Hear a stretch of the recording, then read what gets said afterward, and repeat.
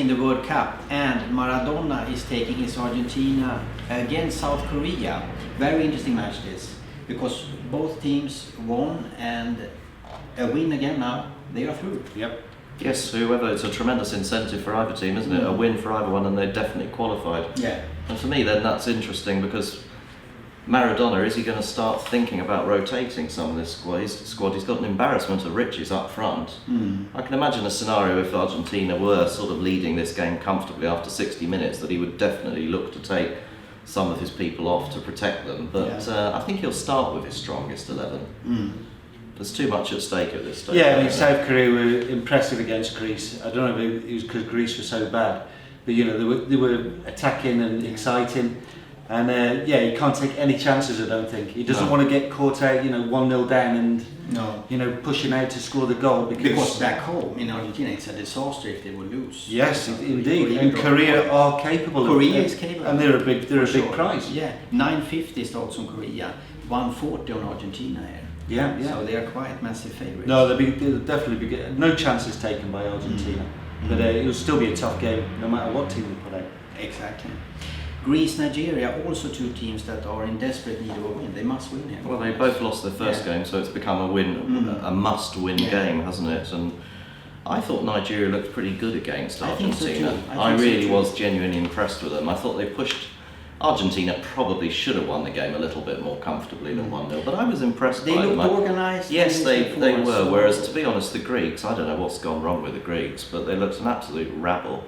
They really did. I mean, they missed something in the sort of typical negativity that we've tended to expect of them here. They seemed utterly clueless when they went forward. And I think Otto Rehhagel looks a bit, that he is giving up more or less. Yeah. I think he has been there too long now. He's done his bit. Now it's time for someone else. Well, it's now or never now. They've got to come to the party. They must do something, They must do something. But it's 4.30 on Greece. That's quite a high price. Well, I mean, can they be as bad again? They got caught out by that early goal by South Korea. And we know what the Greeks are like. They only play one way. It's a negative way. And they can't change gear, especially after that early goal. They were just caught out by it. I think if they can survive and just grind out the game and bore Nigeria to death, maybe they'll get the draw, or possibly maybe a win. I mean, 4.3, it is a tasty price. +1 on the handicap is around even money. So even if it's a draw, you'll still collect even money. I say Greece cannot be as bad again, and they could well get something out of this. Interesting. We expect though to get money on Nigeria to 190 for sure. I spent all of last season, Dan, week after week saying West Ham, they can't be as bad again. Week after week, they were worse than they were the week before. I think Greece can be definitely be as bad as they were. We will see what happens. Take it easy with the Greek. Oh, absolutely, yes. We'll see. France, Mexico. That is interesting. It's interesting also. Well, it definitely is interesting. It will depend a lot, actually, on what happens the night before in the South Africa-Uruguay game. Because France drew 0-0 in their first game, and Mexicans drew 1-1 with the Bafana, didn't they? People should remember that the French started the 2006 World Cup finals with 2 draws, and they still managed to get to the final.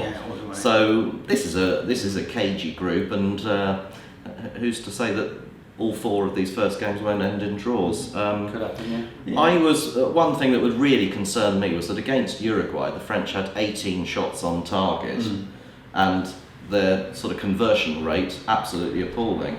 So I'm wondering, Richie, whether now Dominic, who again we should have been coaching the Greek side because he's unbelievably negative, but will he start with a slightly more?